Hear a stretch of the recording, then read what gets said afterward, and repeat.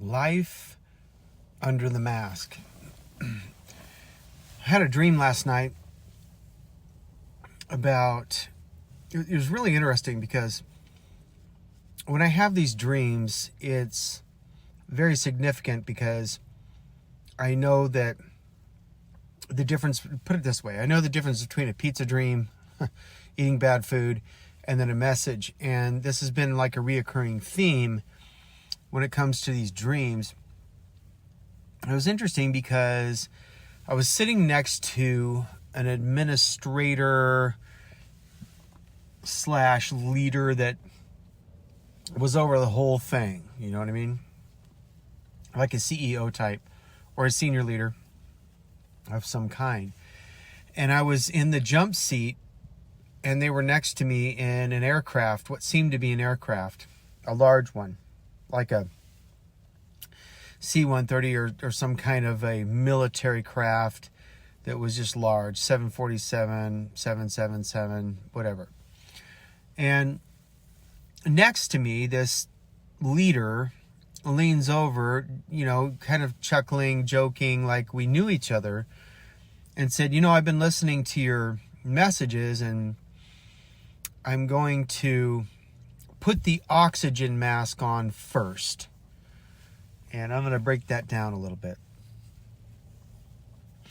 When you're in flight, if you've taken flight, you've gone on a trip somewhere, the spiel, right? They want you to listen to the emergency takeoff procedures, emergency landing, water landing, like if that's a thing, right?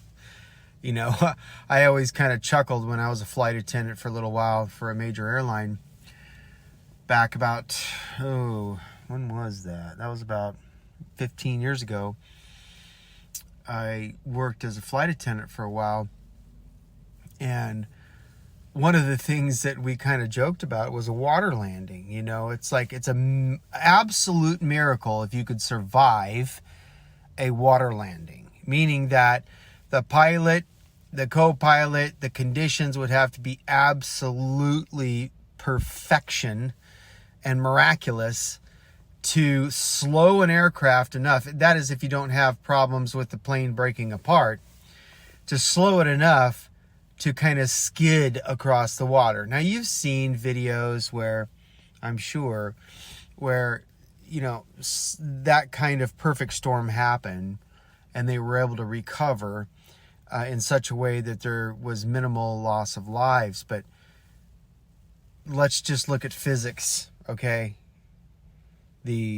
Let's just be real about this. Chances are of you surviving a, quote, water landing are pretty slim unless that kind of thing happens.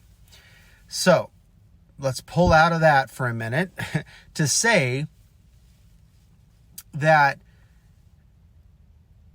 when the mass drops, okay, when the temperature, the air pressure, the air pressure begins to be compromised in an aircraft, then the emergency system is set to such where there's oxygen that drops out of the ceiling. And you've seen the videos, you've heard the flight attendants talk about the emergency procedures if you've ever been on a flight. So the oxygen mask will drop down. And what is one of the main things, the most important things that they say that some people miss is, even if you're sitting in a row of 5 seats across, like you're in a larger aircraft where there's like 5 seats, okay, combined, or 6 seats, depending on the configuration of the seating. And you're sitting there with 4 or 5 of your children next to you. Well, the command is put your mask on first. Why? Because if you don't and you pass out because of that oxygen deprivation, then your little toddler or your 2-year-old or your 3-year-old or your 4-year-old may not have a chance because you, as the adult, passed out. So what am I saying? when this dream happened, and I've thought about this over the years, and I've touched on this in other messages. The point of this is that life is under the mask for you first, others second. We've done a really good job in religion and church world and just in life in general. Most people are good-hearted. Not all, but most. Have the right motives, in other words. Most have done just the opposite. Well, let me forget about me. Let me forget about the oxygen that I need underneath that oxygen mask and give it away to everyone else. Meaning, I'm going to serve everyone around me and forget about my own well-being because, after all, that's taking up my cross daily and sacrificing my own life for the common good. And what has that done? Here's my question in this message. With all love and respect due to everyone that's given their life for service. What has that done in large? What it's done, especially to faith groups, is the individual that has given out and given out and given out, sacrificed everything of their lives. What it's done is it's caused a breakdown of not only the outward, but the inward. Meaning the body, the mind, the emotions, the brain, the soul, and then eventually breaks the spirit if all of that other stuff isn't dealt with, isn't loved on, isn't being taken care of. And what are we seeing now? The good news is, finally, after all of these eons and decades and millennia, is that we are starting to see a common denominator of people getting well physically. They're losing the weight. They're dealing with the diabetes. They're addressing the core issues of the emotions so that they stop binge eating to cause all of these problems in the first place. So you're seeing things on social media that should have been happening decades ago. And they have in spurts, no doubt. But now we're seeing it in more of a widespread capacity across the earth. Weight loss, people joining programs where there's a lot of weight loss and many different diets, and I'm going to address that a little bit, but then Amy and I are going to step in since she's the dietary guru here, dietary expert. We're becoming that more and more every day. I'm just shocked and amazed at how much she knows. But not only knows, but that embodies. So we're gonna talk about that more so, but what I want to touch on is what is happening from a 30,000 foot view level in that aircraft. Okay. So what we're seeing is people getting well, getting healed, starting to jump on, seeing the critical nature of this because of COVID. Not only of COVID, but because people in general are just losing their health in big ways, right? We see it all over the place. Record numbers of cancer, record numbers of diabetes, record numbers of anxiety and emotional issues and gallbladder and colon and kidneys and heart and all the rest, on and on and on. Major issues, my friends. Maybe you've been struggling with yourself. So, oxygen, life under the mask. See, what's happened from my perspective and what's really God has been sharing with me is that, this goes back a long time in my life where, I even had someone come to me and say, listen, this was over 20 years ago.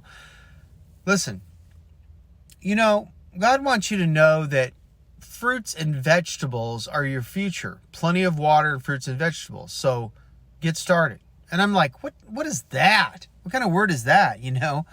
I didn't want to hear something like that at a young age and in my prime and thinking that everything is just going well with my body and my health. So I'm like, that's fine, whatever. He missed it, or that was for another day. But actually, ever since then, glimpses, moments, signs, words, thoughts, you name it, has come up regarding not only health, but emotional health, spiritual health, soul health. It all goes hand in hand. But when I met my wife over 20 years ago, well over 20 years ago, this was a priority to her, and obviously on love's heart, God's heart, to be able to speak it in such a way that wasn't condemning, that wasn't demonizing, that wasn't belittling. She just lived it, and then an excellent cook, she started helping with that transition. So not only in the health department physically, but in the mental and emotional realm. I mean, you can't help but grow in a marriage. You if you're married in any length of time, you know that either it's going to implode, or you're going to suck up that ego and say, you know what, I'm going to stop arguing right now, because I know that it's me wanting my own way. It's the egoic nature wanting my own way. And so you've learned, hopefully over time, like I have. I haven't always been so good at this, but getting better all the time, where it just doesn't matter about these small things that we try to argue about. What's the point in standing your ground on something that's fading anyway? So, life under the mask. What's interesting about this is, in this dream, I had this sort of a well-known person sitting next to me, kind of joking and laughing a little bit, how you do with friends, and saying, I've been listening to you, I'm gonna apply that. I'm gonna put my mask on first. And really what I got out of that when I woke up was just what I've been talking about, is this idea of serving, and neglecting my own life and my own wife and my own husband, my own, whatever the case may be, my own children, my own family, everything else that's really important, for the sake of others. And 2s on the Enneagram, if you know anything about Enneagrams, the 2s are very good at serving everyone else except their own self and their own family. They like to give, serve, talk, counsel, pastoral kind of thing all the time. And then, once in a while when a health crisis hits or an emotional meltdown, okay, well, maybe that's the devil. Maybe that's evil fighting me. Or that's just a glitch. Let me just you know what? I'm going to double down on my serving here. And really, in reality, the truth of the matter is that it's a warning sign to say, hey, I love you so much. I want you to have longevity for your family, for the sake of the planet, for the sake of why you're here. And I want you to pay attention to this. And it's a love warning. It's a shot across the bow filled with roses. You know what I'm saying? Why we suffer is because our own ego wants to go down that road and keep pushing the envelope in whatever we're doing to compromise our own well-being. And so, COVID hits, right? COVID hits. And then everybody's blaming evil. Everybody's blaming the devil. There's casting blame on the mask. I hate this mask, and for good reason. Nobody likes to be muffled with something that's a foreign matter that you're not used to for decades or your entire life. You never even worn a mask. Some physicians have, and people in the hospitals when they're doing operations, or dust masks for, carpentry, that kind of thing. But most people weren't used to this thing called masking me up and forcing it upon us nonetheless, right? And so we find ourselves going, I hate this thing, can't wait till it's over so I can have my breath and my freedom. True, right? However, I've said this since COVID started. What did COVID really mean to you when you're in isolation? That's a big question that you might want to ask yourself. What did it mean to me? What did I grow in? What did I learn through it? And trust me when I say this, COVID is not from heaven. Okay? For anybody that say, oh, God, send this to learn something less. It's not what I'm saying. It's not of the substance of heaven, so therefore heaven did not send it. Did heaven allow it? Well, of course, because heaven didn't stop it. When millions and millions of people were praying all over the planet, it didn't stop when you wanted it to stop or I wanted it to stop. Now, did it? Okay, so then I ask the questions, why? If I'm in isolation, if I'm in lockdown, some people still are, by the way, and we're well past that part where, the height of the COVID, and who knows what's going to happen in the future. However, there's still people across the planet that are on full-blown lockdown. And so what do they do? What do they do behind closed doors going, okay, what does this mean for me right now? Some people are so in their head. They're so without that life-giving oxygen, so to speak, taking their mask and putting it on everyone else, so busy, worried about everyone else, worried about how they're going to serve everyone else, that they're forgetting the main thing. And that is, okay, I've been forced to slow down for a reason. I've been forced to be behind these closed doors for a reason. I've been forced to look in the mirror and see what's going on internally.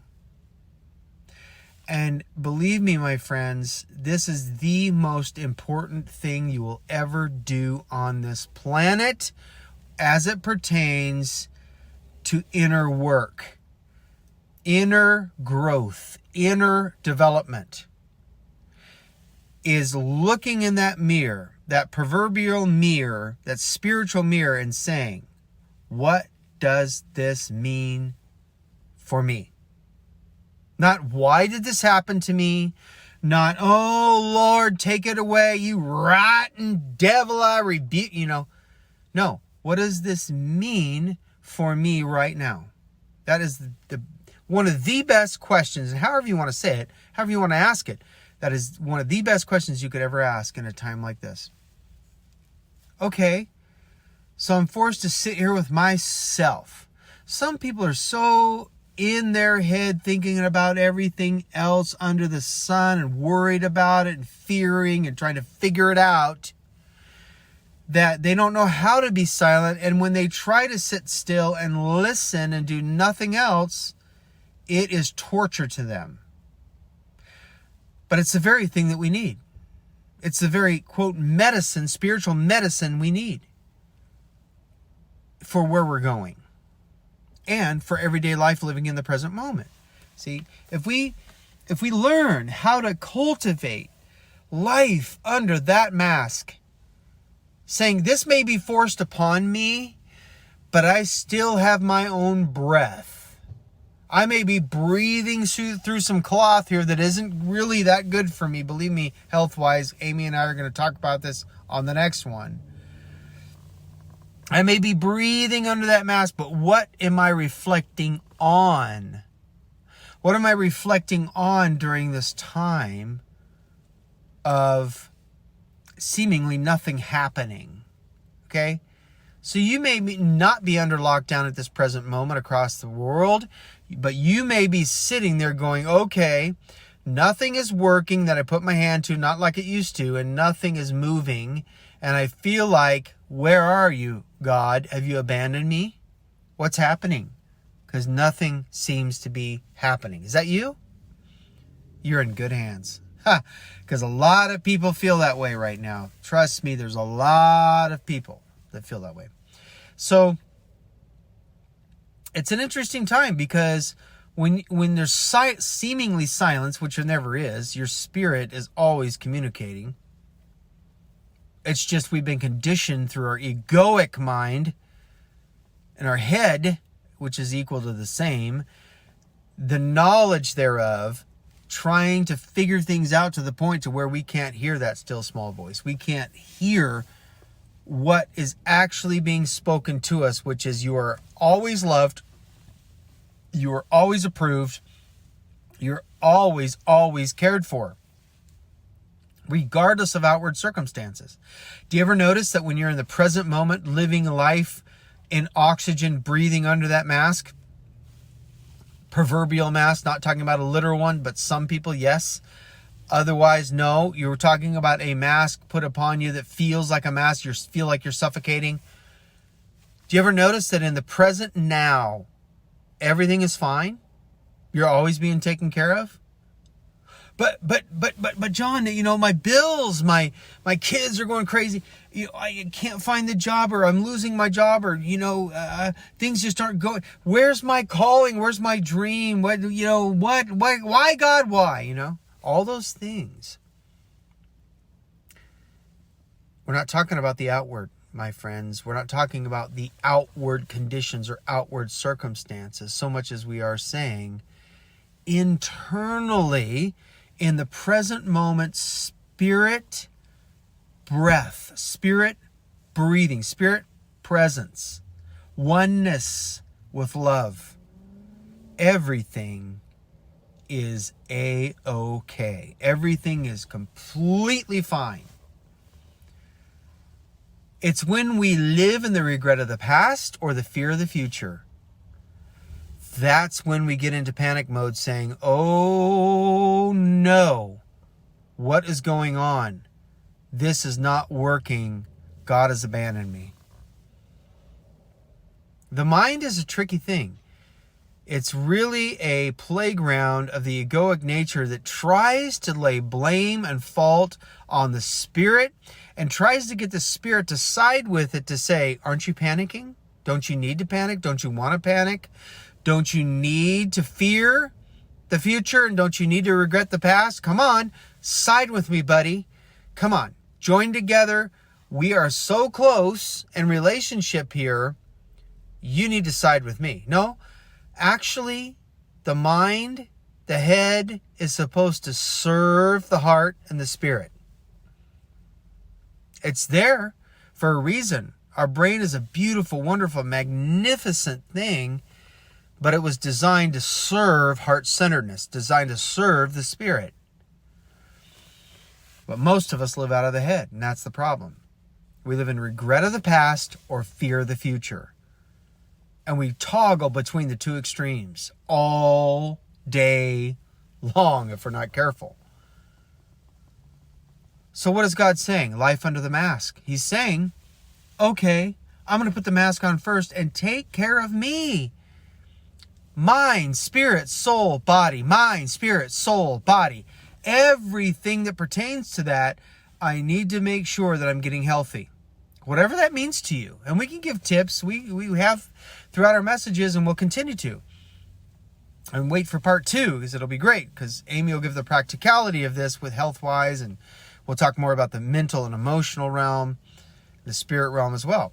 But the main message of this message, the main theme of this message is there is life under that mask, but you are the only one that is breathing under that mask. You're not breathing somebody else's mask, hopefully not.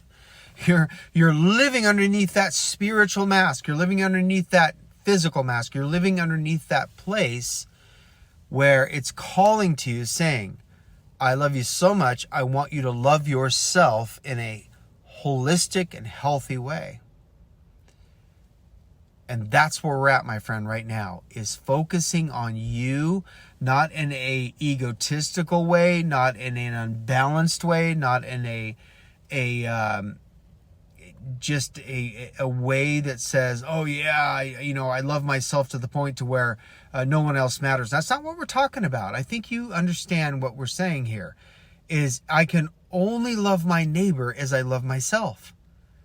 And so as I receive that unconditional love and apply it, let it absorb to my life, and then work through that, not in sweat and toil, but allow the vortex of the current now to to take me downstream to where all the nutrients are, by letting go of the force, letting go of my own way, letting go of the ego, then I start to see the light. I start to become awakened to the point to where I can go, oh, okay, yeah, I really need to start taking care of self. And believe me when I say this, when you do, you'll become way more effective in service, and you won't become burned out like you have been used to, or seeing others that way if you're not. So anyway, I'm going to drop it right there. Hopefully that helps some, and we'll be talking a lot more about this as we go forward. But thank you for listening, and stay tuned for part 2. Love you.